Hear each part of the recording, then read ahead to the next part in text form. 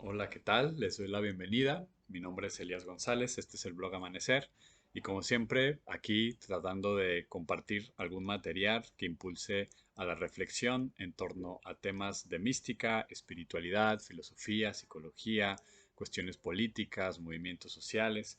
Y en esta ocasión vamos a continuar nuestra reflexión sobre la diversidad religiosa y vamos a hablar de la teología o las teologías de la diversidad religiosa.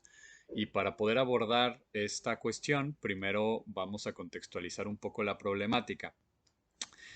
Lo que está de fondo es una pregunta que todo o temprano toda tradición espiritual o religiosa se hace de una u otra manera.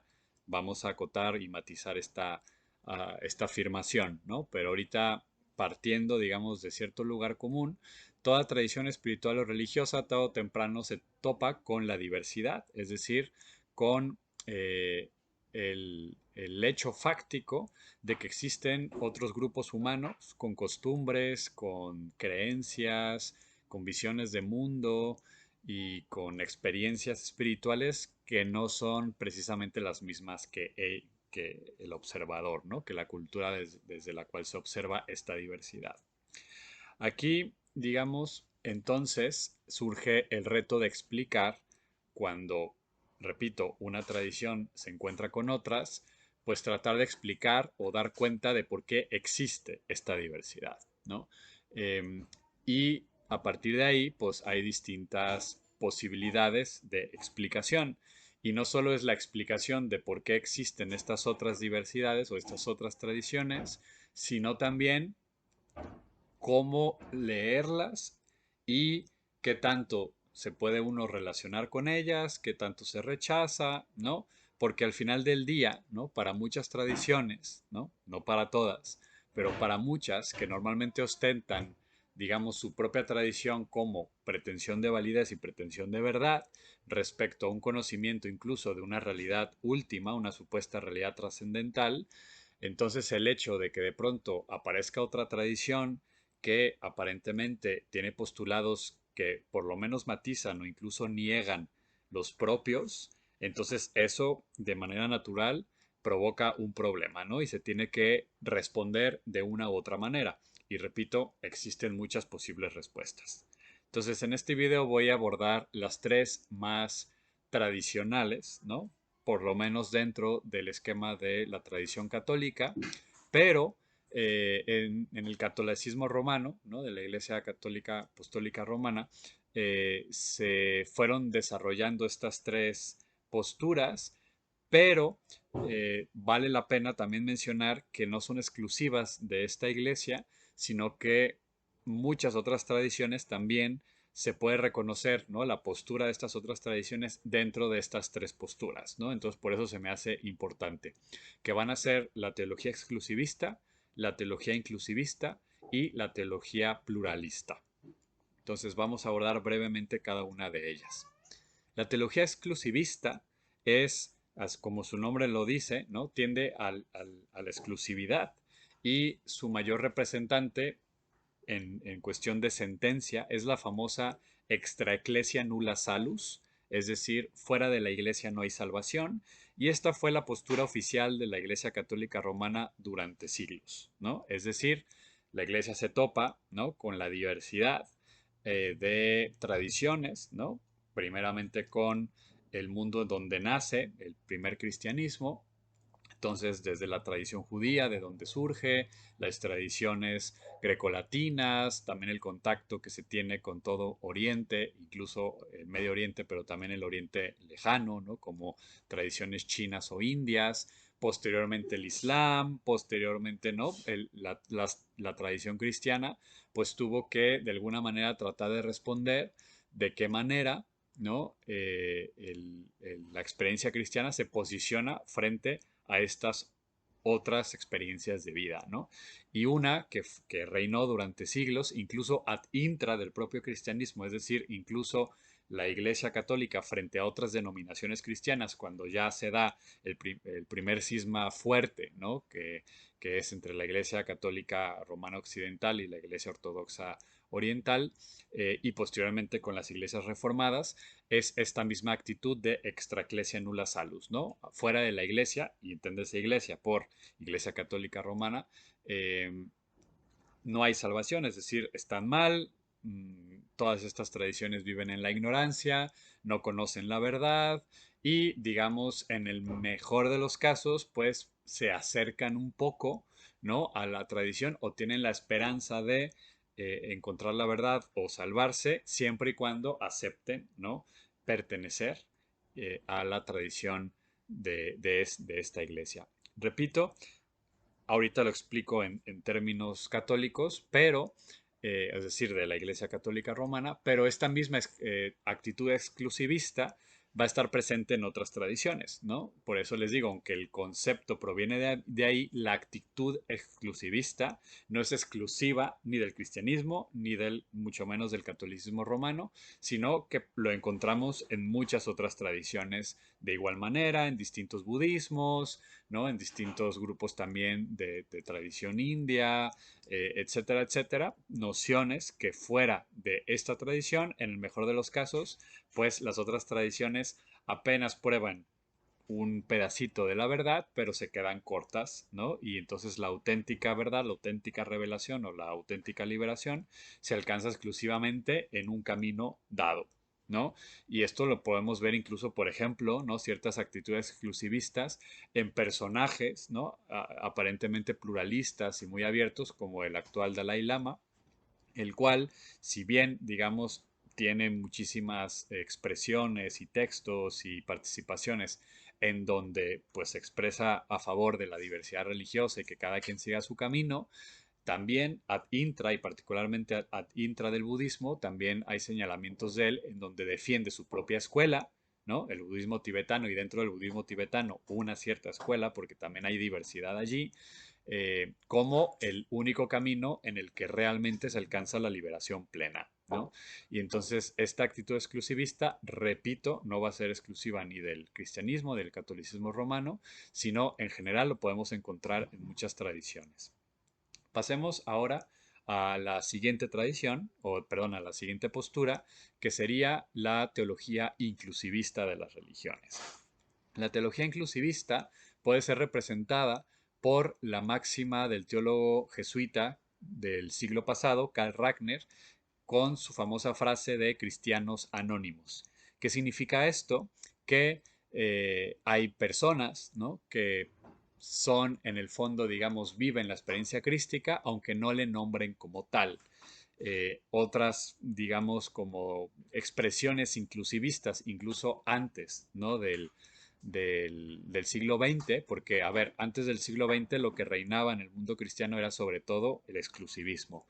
En el siglo XX, con el Vaticano II, lo que comienza a surgir son estas nuevas versiones de entender la relación de la Iglesia con la diversidad religiosa y entonces surge propuestas como una teología más de orden inclusivista, ¿no? Pero tienen sus raíces en expresiones teológicas ya del pasado. Por ejemplo, nociones como de San Agustín y de otros padres de la Iglesia, en donde expresan la existencia de semillas del verbo, ¿no? Es decir, semillas, pues de alguna manera, de revelación divina en todas las tradiciones culturales y espirituales del planeta. Entonces, si bien siguen aceptando solamente la revelación cristiana como el culmen de la experiencia mística o experiencia religiosa, aceptan que en las otras tradiciones hay semillas del verbo, pero lo que sería propiamente inclusivista, ¿no? Sería el hecho, por ejemplo, de afirmar que al final del día todos llegan a Cristo, ¿no?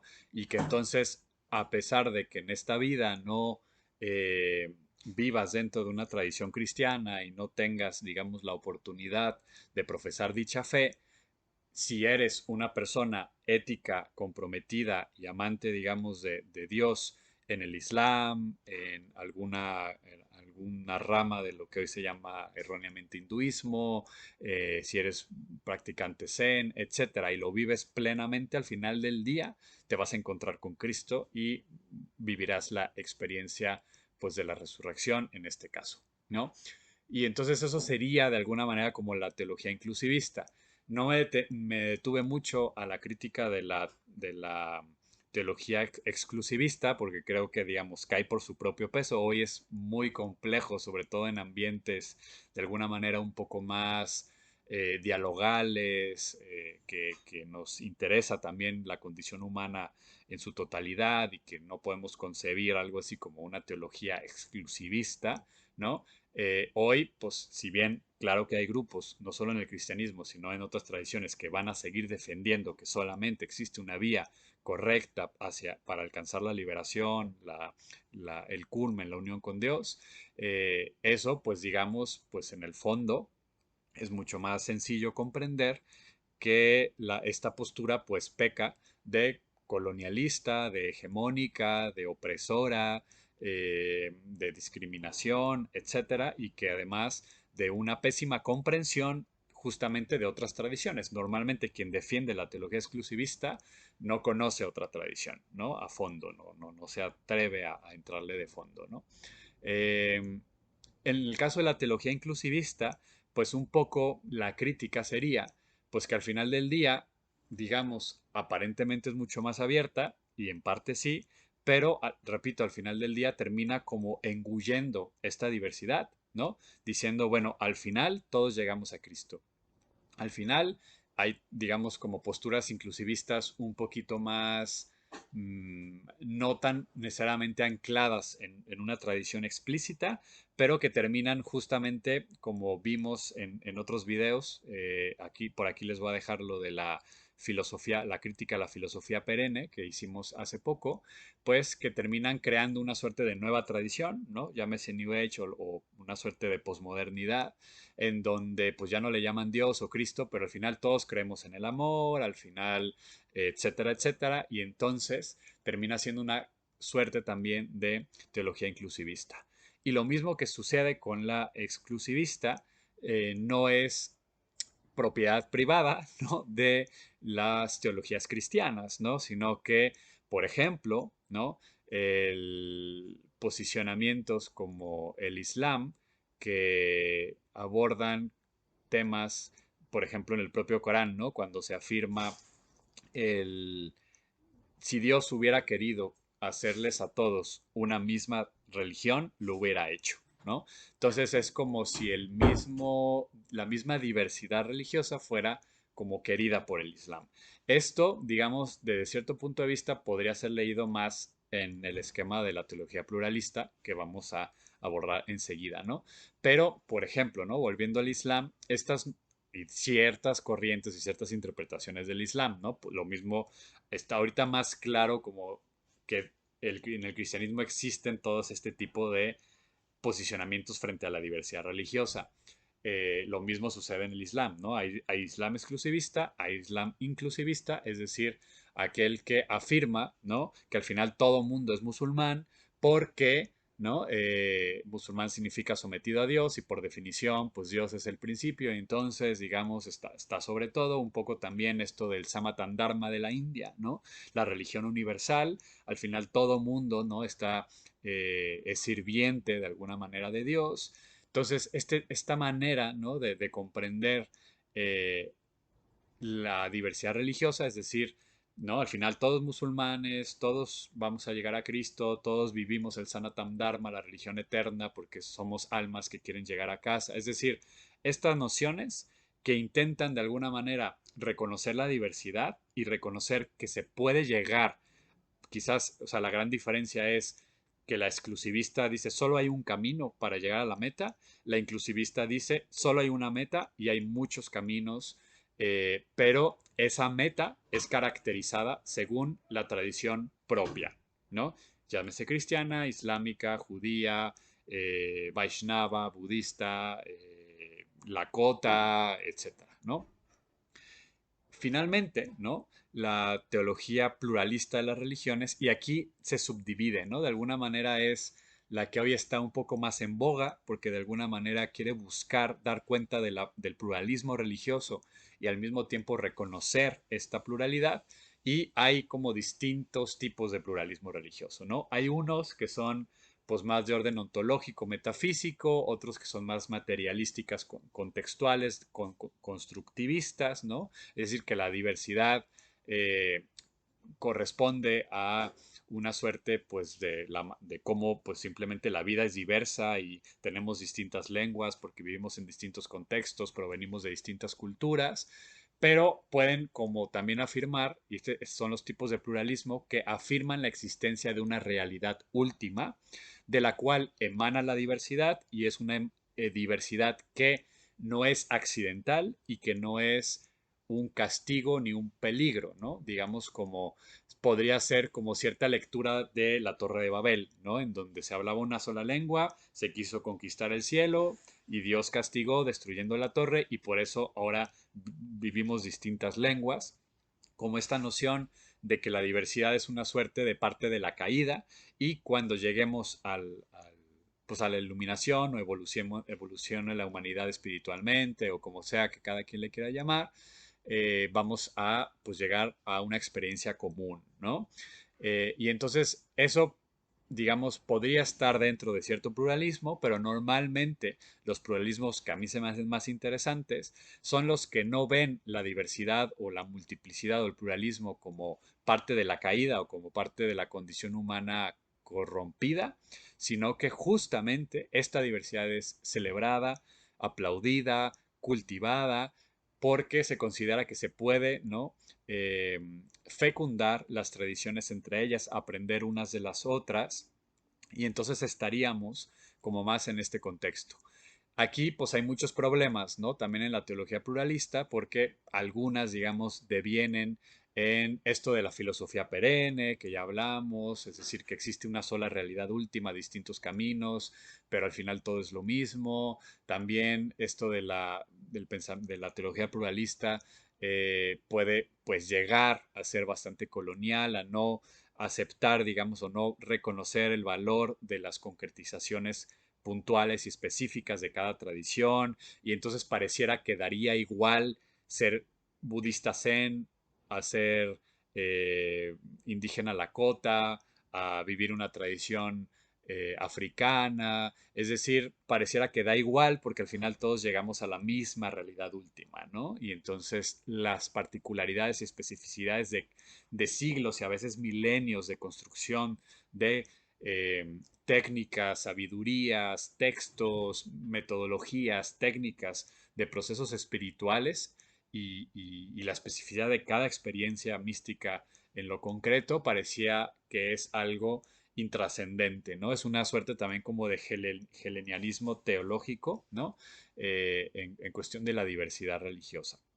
Hay otros pluralismos más críticos en donde pues también de alguna forma pues defienden, sostienen que sí, es un pluralismo, pero un pluralismo radical, es decir, un poco recuperando lo que ya habíamos mencionado en otras ocasiones, esta distinción que hace Raymond Panikar, ¿no? Entre un invariante humano, ¿no? Como es que nos alimentamos o comemos o tenemos lenguaje, pero digamos como aceptar al mismo tiempo que no hay un universal cultural, ¿no? El gran problema con la teología pluralista de las religiones, sobre todo las más acríticas, son que terminan en universalismos, ¿no? Pero hay pluralismos más críticos, como el pluralismo radical defendido por varios autores y autoras, que justamente lo que expresa es la inconmensurabilidad entre las tradiciones, que eso no quita la posibilidad de la mutua fecundación. Al final todas las tradiciones vienen de otras, ¿no? Y el caso más obvio es el cristianismo en relación con el mundo judío y el mundo grecolatino, pero así podríamos, ¿no? Hacer la genealogía, por ejemplo, de la tradición mexica, cómo se dialoga con la toltecayatl, pero también al mismo tiempo la traiciona. Las tradiciones africanas, pues también no es que surjan ex nihilo, sino que entre ellas, pues había mutua fecundación. Entonces no existe tal cosa como una tradición espiritual o religiosa pura, pero también hay inconmensurabilidad, ¿no? Y maneras, digamos, de recuperar también la absoluta alteridad del otro, ¿no? Y aquí, digamos, me voy a saltar a otro tema, ¿no? Habiendo ya explicado, a grosso modo, ¿no? La teología exclusivista, extra ecclesia nulla salus, fuera de la iglesia o de mi tradición, de mi filosofía, de mi grupo, no hay salvación, todos los demás están mal. Teología inclusivista, ¿no? Al final todos llegamos al mismo lado y resulta que ese mismo lado, pues, es mi propia tradición, ¿no? Cristo, la budeidad, el Islam, Sanatam Dharma, etcétera, ¿no? O la teología pluralista de las religiones, donde acepta esta multiplicidad de voces, reconoce la diversidad no como una caída, sino como un gozo, ¿no? Un poco ya decía, ¿no? Del Corán, si Dios hubiera querido, si Alá hubiera querido que todos vivieran la misma tradición, lo hubiera hecho. Entonces reconoce la diversidad como algo positivo, pero, digamos, tiende a caer a veces en universalismos, aunque, repito, hay posturas más críticas que vale la pena recuperar. Termino con una nota, ¿no? Y es que la condición de posibilidad de estas, de haber, digamos, balbuceado o expuesto estas tres tradiciones, lo que está presuponiendo es justamente la existencia de un universal humano llamando religión. Aquí valdría la pena distinguir entre diversidad, diferencia y alteridad, ¿no? Y es que la diversidad siempre va a presuponer un concepto en común. Entonces, si nosotros hablamos de árboles, pues hay distintos tipos de árboles, pero digamos el concepto madre genérico, el género es árbol.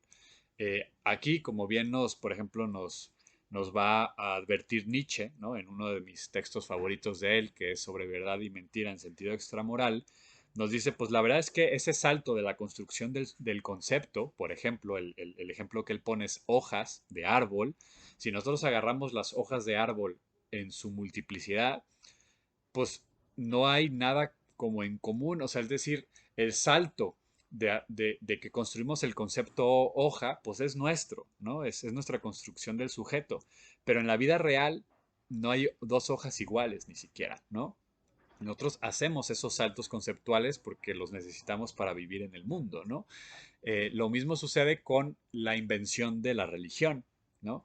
Si hablamos de diversidad religiosa o diversidad espiritual, estamos presuponiendo que hay un cajón o un género, digamos que en el árbol de Porfirio, ¿no? O sea, para quien conoce estas cosas de las definiciones, ¿no? De las especies, subespecies, ¿no? Gato, perro, delfín, ser humano, pues todos son mamíferos, ¿no? Es decir, este tipo de cuestiones, ¿no? Como afirmar que existe una cosa tal como religión y que después se puede subdividir en una diversidad, eso, digamos, es fruto del pensamiento moderno. ¿No? Antes de la modernidad, como ya hemos dicho en muchas ocasiones aquí en el canal, no existía tal cosa, ¿no?